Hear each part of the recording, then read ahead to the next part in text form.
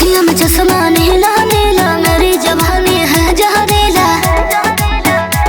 वो हाल हुआ तेरे आशिक का, ना घाट का रहा न घर का।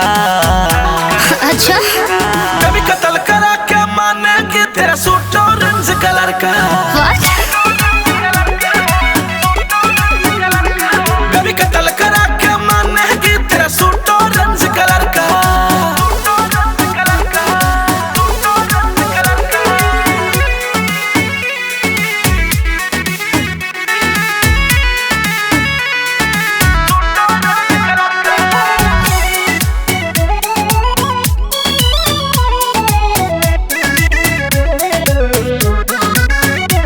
हर गोरे गोरे गाल है मेरी नागिन जैसे चाल है, मुझको टच करने का बाबू सब लड़का बेहाल है। समझे? तनिक बरबा में आके सट्टो ना, पप्पी दे दो मत हटो ना। अरे ये लो ओढ़नी मेरा सीने से नीचे सरकार। कभी कत्ल करा क्या मानेगी तेरा सूट ऑरेंज कलर का। क्या?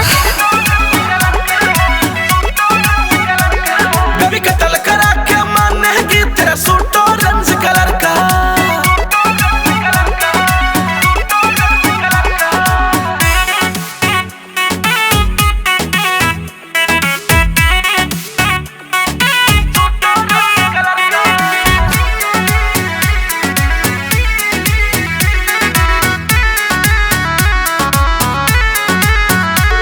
अरे कितने को उल्लू बना चुकी हूँ, अब तो तेरा बारी है।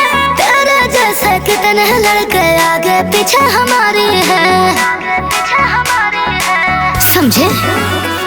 दिखने में हीरोइन लगती हो तुम, कातिल नजर से